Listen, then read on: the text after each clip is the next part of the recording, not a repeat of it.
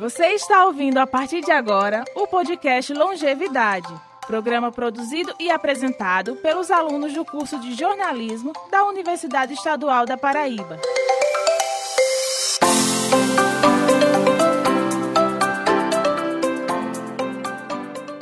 Olá, bem-vindos ao podcast Longevidade. O episódio de hoje será As Fases do Eldorado, o antigo cassino que marcou toda uma geração campinense. E muito além disso, a história de ouro de Campina Grande. O episódio tem a apresentação de Raquel Nuto e Cleiton Rodrigues. Vamos juntos descobrir o que se passava entre as paredes do lendário Cassino Eldorado. Era 1937, quando a noite chegava em Campina Grande. Apenas um ponto de luz se destacava naquela escuridão. Ali era um casarão enorme. Na entrada do estabelecimento chegavam carros de todas as partes do Brasil. Eram homens bem vestidos da alta classe chegando a todo momento.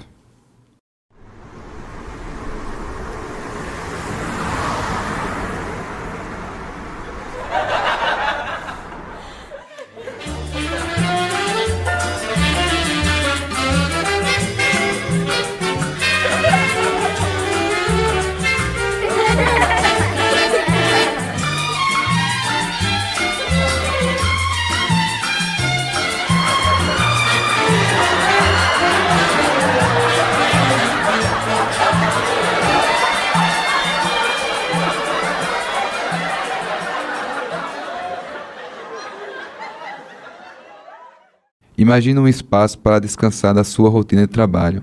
Um lugar luxuoso, cheio de lindas mulheres. Várias mesas, jogos e bebidas variadas. Muita música e dança regida por orquestra. Um lugar reconhecido de longe.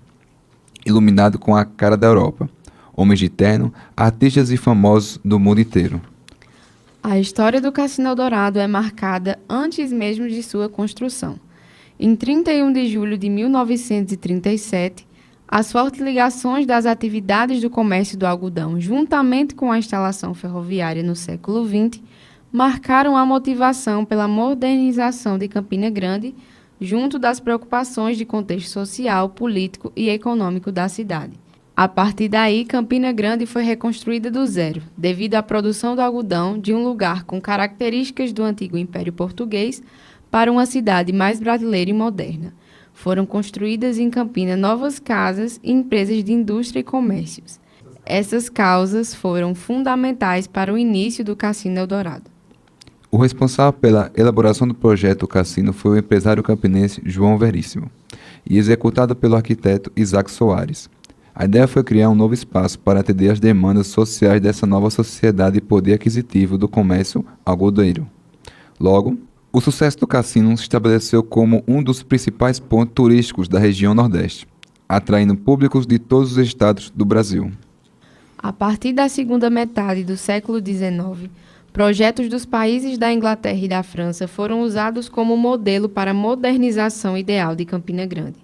Mais tarde, foi usado projetos norte-americanos para a urbanização da cidade. A reforma na área urbana teve forte influência do Art Deco, ligado na época à imagem de modernidade e glamour, que era um reflexo das telas de cinema. Como o exemplo dos elementos ornamentais em linhas geométricas e fachadas com elementos em relevo, o projeto do cassino também apresentava simetrias e janelas alinhadas na vertical e horizontal. O local chegou a ser enfeitado por flocos e fios de algodão branco. As dependências do cassino eram amplas. Dentro do Eldorado aconteciam apresentações artísticas de dançarinos, cantores e orquestras. O salão era conhecido como showroom, um espaço com 135 metros quadrados, tamanho suficiente para ocupar 36 dançarinos e artistas, um palco para orquestra e 40 mesas de 4 assentos. Nas mesas de jogos, as opções de cartas de naipe eram ronda, bacarpa, campista, splendid e pôquer.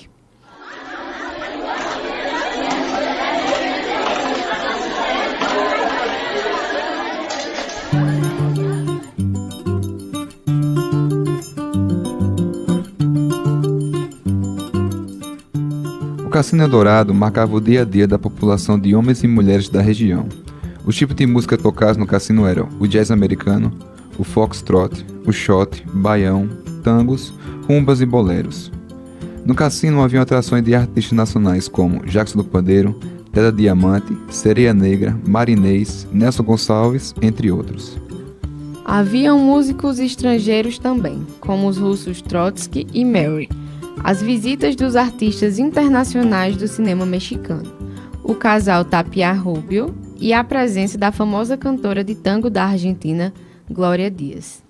Outras atrações noturnas ficaram marcadas quase como por um consciente coletivo, muito por causa da fama das mulheres que trabalhavam para atender os desejos do público masculino, na época conhecidos como boêmios, grupo composto por comerciantes e políticos.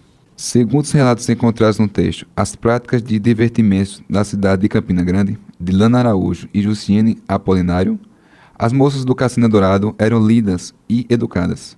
Não eram mal criadas, não eram chatas, pelo contrário, eram muito simpáticas. O cassino necessitava de muita gente para atender o seu público masculino. A maioria das moças eram de fora de Campina Grande. Muitas vinham de Recife e Pernambuco só para trabalhar alguns dias na cidade. Dentro do cassino também existia o comércio do sexo, amores, carinhos, sonhos, desejos e expectativas. Um corredor cheio de quartos de mulheres como objetos de prazer. A diversão acabava às 2 da madrugada e as moças eram acordadas às 11 da manhã do dia seguinte para irem para suas casas. Se as mulheres não cumprissem as regras das boas maneiras ou respondessem aos visitantes com grosserias, eram castigadas pelos proprietários do cassino, ficando o dia inteiro trancadas em um dos quartos. Cada moça custava 2.000 réis.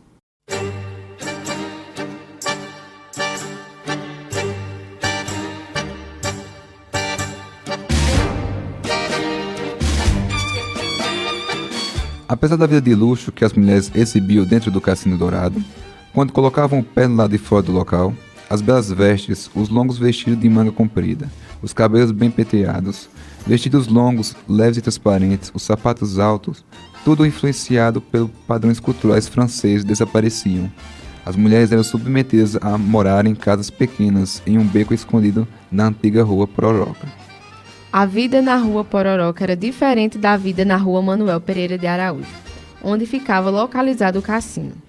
Ambas no centro de Campina Grande, mas em uma as mulheres possuíam noitadas banhadas a luxo, enquanto na outra levavam uma vida diferente, banhada de pobreza e simplicidade. Além disso, elas eram desprezadas ao saírem na rua, sendo submetidas muitas vezes a abaixar a cabeça enquanto passavam por outras pessoas, com a vergonha dos homens casados e das suas respectivas esposas. No beco, as mulheres ficavam escondidas das pessoas e da luz do dia. O brilho elas só viam à noite, com as luzes do cassino que iluminavam o centro da cidade de Campina Grande por meio de geradores de energia do Eldorado. Valor perante a sociedade.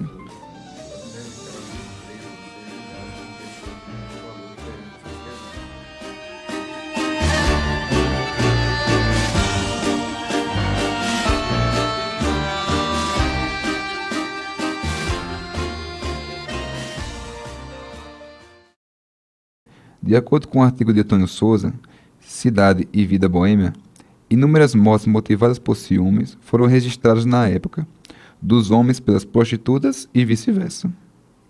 As motivações que levaram as mulheres a seguir essa vida são diversas.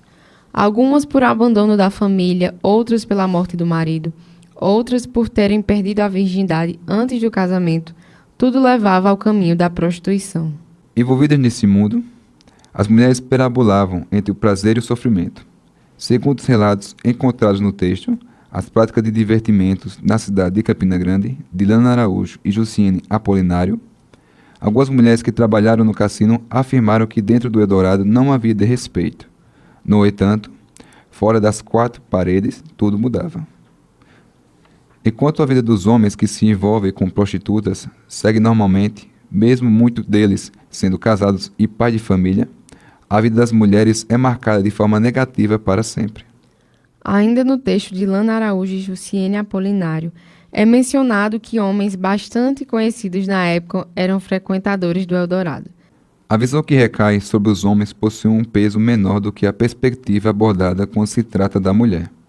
Fora do Eldorado, os homens continuavam tendo prestígio social, enquanto as mulheres eram submetidas a viver em situação de inferioridade. Até os dias de hoje, o preconceito que cerca as mulheres que adentram nessa vida persiste na sociedade.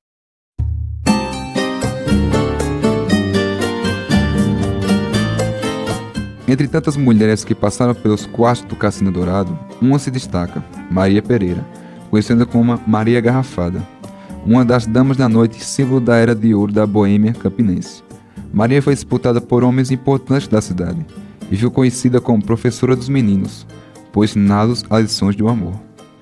Maria Garrafada ganhou esse apelido por causa do trabalho da sua mãe Sebastiana, que fabricava e vendia garrafadas naturais para doenças venéreas. Garrafada entrou na prostituição aos 14 anos, quando foi seduzida e abandonada por um homem mais velho, passando por diversos cabarés da cidade. Porém, levando em consideração o destino trágico e frequente das mulheres que trabalhavam no cassino, Maria Garrafada deu início à sua tentativa de sair daquele ambiente. Mesmo que nas ruas vivesse em situação de pobreza, Maria se prostituiu até sua aposentadoria na década de 1980. Mesmo saindo da prostituição, viveu até sua morte no Beco da Pororoca, local comum para as mulheres que viviam no mundo da prostituição. Entre as décadas de 1960 a 1970, com o fim do ciclo do algodão, a chegada de concorrências no centro, bem como a saída de militares das redondezas após a Segunda Guerra Mundial, a área passou a perder valor e, para suprir as necessidades, a tabela de preço das mulheres foi alterada. Com isso, até os homens menos endinheirados passaram a ter acesso aos serviços sexuais. Aos poucos, as instalações daquela rua foram transferidas para a região das Boninas, onde continuaram com os cabarés até os anos 70. Porém, o glamour foi se perdendo. Chegava assim o fim dos anos de ouro do Cassino Dourado. O prédio foi abandonado e, com o passar do tempo, as poucas praias que restaram se tornaram abrigo para moradores de rua e usuários de entorpecentes. Em 2014, a sua maior parte desabou, atingindo barracas de comerciantes, deixando 3 feridos. Após o ocorrido, a Defesa Civil condenou a estrutura e as autoridades afirmaram que uma reforma estaria sendo planejada. Porém, nada foi feito. Atualmente, na famosa localização da rua Manuel Pereira de Araújo, encontra-se a Feira Central e um comércio de galinhas, bem diferente da sofisticação do passado, devido ao descaso do poder público. O Cassino Dourado permanece apenas na mente das pessoas que viveram na época, bem como de estudiosos que tentam, em meio às ruínas que sobraram, propagar a dimensão histórica do local.